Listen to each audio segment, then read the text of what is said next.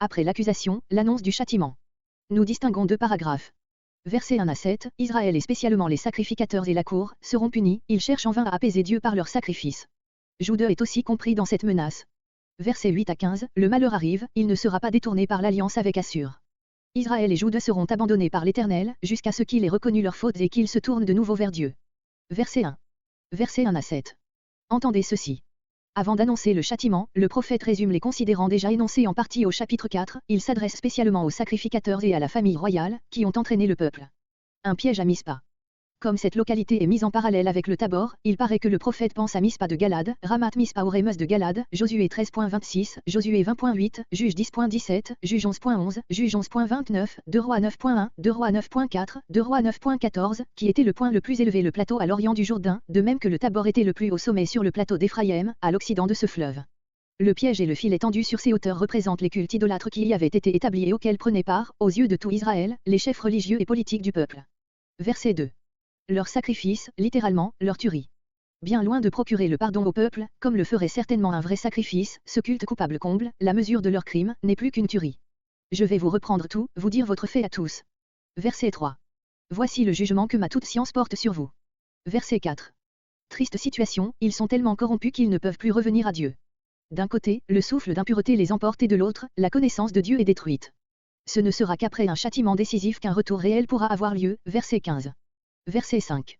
Contre lui, littéralement, contre sa face, car c'est dans l'expression du visage que se montre l'orgueil et l'impudence.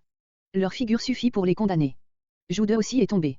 Le peuple resté fidèle à David sera aussi enveloppé dans le châtiment, parce qu'il s'associe au péché d'Israël son frère. Verset 6. Tous les sacrifices qu'ils pourraient offrir n'y changeront rien, Dieu a, pour un temps, rompu avec eux. Verset 7. Ils ont trompé l'Éternel, comme une femme infidèle trompe son mari. Enfanté des fils étrangers. C'est un Israël qui porte trop la livrée de l'étranger pour que l'Éternel puisse le reconnaître pour sien. La prochaine lune, expression qui signifie « la ruine est imminente ». Verset 8. Verset 8 à 15. Un jugement est exercé sur le royaume d'Éphraïm par le moyen de Jude, puis tous deux tombent ensemble sous les coups de l'ennemi païen. Comparé verset 5, Jude aussi est tombé. Annonce d'une invasion. Chose étrange. L'ennemi paraît cette fois venir, non du nord, comme d'ordinaire, mais du sud, car les trois endroits nommés, Gibéa, Rama, Bethel, sont sur une ligne droite allant du sud au nord en partant de Jérusalem, Gibéa à 5 km environ, Rama à 10 km et Bethel à 25 ou 30 km de cette capitale. L'ennemi, s'avançant du sud, est donc censé venir de Jude. Ce fait exceptionnel s'explique peut-être par le verset 10, qui semble parler d'une expédition partie de Jude pour déplacer la limite entre les deux États, c'est-à-dire pour s'emparer de la partie méridionale du royaume des 10 tribus. Aussi nous croyons-nous autorisés à supposer que les différentes localités ici nommées, situées en partie sur le territoire de la tribu de Benjamin, avaient précédemment été enlevées à Jude et réunies au royaume du Nord. De là cette invasion de Jude, Osée 6.11, note, qui profitait d'un moment favorable pour les reconquérir et même s'agrandir aux dépens d'Israël, verset 10. Cette invasion fut accompagnée de pillages et de meurtres, versets 9 et 11. Voilà pourquoi l'alarme est donnée d'abord à Gibéa, puis parvient enfin au nord jusqu'à Beth-Aven, Bethel. On comprend aussi par là ces derniers mots, autrement inintelligibles, garde à toi, Benjamin. Verset 10. Qui déplace les bornes. Jude imite le crime de ceux qui déplacent à leur profit la borne entre leur champ et celui de leurs voisins. Jude est en cela, il est vrai, l'instrument de la punition d'Éphraïm, mais il ne s'ensuit pas que sa conduite soit approuvée. Verset 11. Des règlements, inventés par les hommes, ce sont les statuts qu'il se donne à lui-même ou que lui donnent ses rois, comme le devoir d'adorer les veaux d'or à Dan et à Bethel, la défense d'aller à Jérusalem et en général toutes les institutions politiques et religieuses contraires à celles que Dieu avait données à son peuple. Règlement, même terme en hébreu que Ésaïe 28.10, Ésaïe 28.13. Verset 12. Teigne, vermoulure. Image tirée de la destruction progressive d'un vêtement, d'une maison. Au premier coup d'œil, ces images paraissent peu dignes de la majesté de Dieu, mais le point de comparaison est la marche incessante et infaillible du jugement divin, comparez Ésaïe 50.9, Ésaïe 51.8, etc.